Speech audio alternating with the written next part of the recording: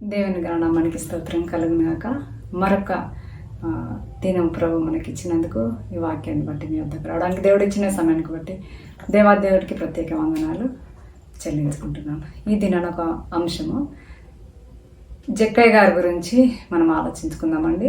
లూకా సువార్త 19వ అధ్యాయంలో 1-9 వరకు చూస్తే కనుక అక్కడ యేసు ప్రభు వారు సంచరించుతూ ఎరికో పట్టణానికి వస్తున్నాడు. అప్పుడు అక్కడ వచ్చేటప్పటికి సుంకపు అంటే ఇన్కమ్ ట్యాక్స్ ఆఫీసర్ అని చెప్పుకోవచ్చు. అతను ఏం చేస్తాడంటే యేసయ్య ఎవరో అని చూడగోరి ఆ మేడి చెట్టు దగ్గరికి వస్తాడు. కానీ ఆయన శారీరకంగా అంటే ఫిజికల్గా ఆయన పొట్టివాడని మన పరిశుద్ధ గ్రంథంలో చెప్పబడుతుంది. అయితే తనకున్నటువంటి పొట్టితనాన్ని చూసి అతడు ఏమాత్రం వెనకంజ వేయలేదు. కానీ అతడు ఏమనుకున్నా ఏ విధం చేతనైనా సరే నేను యేసయ్యని చూడాలి అనుకొని ఆ మేడు చెట్టు ఎక్కి ఆయన ఆడ కూర్చున్నాడు. కానీ యేసు ప్రభువు ఎంత గొప్ప దేవుడు చూడండి. నిజంగా 4వ వచనంలో చూస్తే అప్పుడు యేసయ్య త్రోవన మరి అక్కడికి వచ్చి అంటాడు, జక్కయ్య త్వరగా దిగుము, నేడు నీ ఇంటిలో నేను ఉండవలసినది.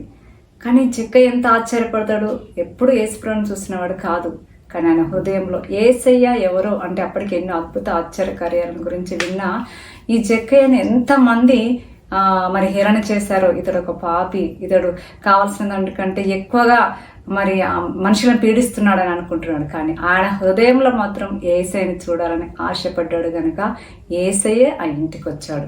కనుక ఆయన ఇంటికి వచ్చినప్పుడు చాలామంది మరి అక్కడ ఉన్న వాళ్ళందరూ అనుకుంటారు, అందుకు అసలు ఈయన ఎవరు, ఈయన ప్రవక్త అయితే కనుక 7వ వచనంలో పాపైన ఈ మనిషిని యొద్ద బస చేయుటకు వెలుచున్నాడు కదా అని చాలామంది అనుకుంటారు. కానీ జక్కయ్య అయితే నిలవబడంటే, ఇదిగో ప్రభు నా ఆస్తిలో సగం బీదలకి ఇస్తాను, నేను ఎవరి దగ్గర అయితే న్యాయంగా తీసుకున్నానో 4 అంతలు ఆయనకి ఇస్తానని తన హృదయములో ఒక పరివర్తన మనం చూడగలుగుతున్నాం ఇక్కడ. కాబట్టి వెంటనే ప్రభు అంటాడు 9వ వచనంలో, అందుకు యేసు ఇతడును అబ్రహాం కుమారుడు, ఎందుకనగా నేడు ఈ ఇంటికి రక్షణ వచ్చింది. హల్లెలూయా. ఏ ఇంటికైతే రక్షణ వస్తుందో వారు ధన్యులుగా మరి యేసు ప్రభు వారి నోట మనం వింటున్నాం. కనుక మనుషుడు పై రూపాన్ని చూస్తాడు, కానీ దేవుడు హృదయాన్ని చూస్తాడు. జక్కయ్య అయితే తన హృదయం అంతట్లో యేసును చూడాలని పరితపించాడు. మరి ఇది నీవు నేను ఎవరిని చూడాలని పరితపిస్తున్నాం?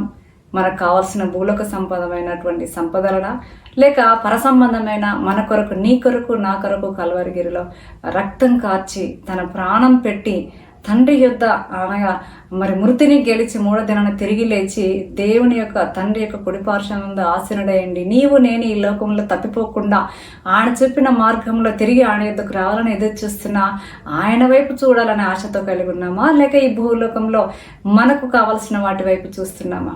దయచేసి దేవుని రక్తంలో కడగబడిన ప్రియ సహోదర సహోదరులము, ఇంకా ఇతడు జక్కయ్య అన్యుడనే చెప్పవచ్చు మనం. కానీ యేసుని ఎప్పుడైతే తన హృదయంలో ఇంకా చెప్పాలంటే తన ఇంటికి చేర్చుకున్నాడో అప్పుడు ఆ ఇంటికి రక్షణ వచ్చిందన్నది. అవును, నీవు నేను రక్షణ పొంది ఎంత కాలం అవుతుంది? ఎన్నో సంవత్సరాలు అవుతుందేమో, లేక కొంతకాలమే అవుతుందేమో. కానీ క్రీస్తు మనలోకి వచ్చాక మన జీవితం మారిపోతుంది కదా. కొరింథీయులకు రాసిన పత్రిక 5:17 ఏముంది? క్రీస్తు యేసునందున్న ప్రతి బిడ్డలు కూడా నూతన సృష్టిగా అని చేయబడుతున్నారు. కనుక మన క్రీస్తులో ఉంటే మన పాత రోత చూపులు తలంపులు మాటలు సమస్తం కూడా అవన్నీ కూడా మారిపోయి నూతన స్వభావం మనలోకి వస్తుంది. కనుక అలాగనే ఉందాము. మనమందరం కూడా యేసయ్య అనగా రక్షకుని మీదనే మన కనుదృష్టి, మన హృదయ వాంఛనను పెట్టుకుందాము. ఆడిచ్చే రక్షణ పొందుకుందాము. మనల్ని బట్టి మన ఇంటికి కూడా రక్షణ తీసుకొచ్చే వారిగా ఉందాము. అలాగున్న దేవుడు మనలందరినీ ఆ పరలోకపు రాజ్యంలోకి ఆయనతో సదాకాలం నివసించడానికి ఆయన రక్షణ ప్రణాళికలో మనం నడుచున్నట్లుగా ఆ దేవాది దేవుడే మనని మన కుడి చేయి పట్టుకొని నడిపించునుగాక. ఈ దేవుడి మాటలు మన అందరి హృదయాలు ఫలింపచేయునుగాక. ఆమేన్. కొద్ది ప్రార్థన చేసుకుందామండి. సకల ఆశీర్వాదములకు కారణబడుతున్న పరలోకపు తండ్రి, ఎంత మంచి దేవుడవయ్యా, నీకు వందనాలనైనా. మా వైపు చూడక మా స్థితిగతిలో మార్చే నీ వైపు చూడగలిగిన ఆయా జక్కయ్య గారి లాగా మేము ఉండగలిగితే ఎంత ధన్యులమో. మమ్మల్ని బట్టి మా ఇంటికి రక్షణ వస్తుందనే విషయాన్ని అనేకులు గ్రహించి నీ వాక్యపు వెలుగులో మేము నడిచే కృప భాగ్యాన్ని ఈ మాటలు వినని ప్రియబిడ్డలందరికీ దయచేయమని యేసు నామమున అడుగుతున్నాను పరమ తండ్రి. Amen. May God bless you. Hallelujah. ఏమైనా ప్రార్థన అవసరాలతో ఉంటే మాకు సంప్రదించండి. మా ఫోన్ నెంబరు మీకు స్క్రీన్ మీద కనబడుతుంది కనుక ఆ ఫోన్ నెంబర్ సంప్రదించండి.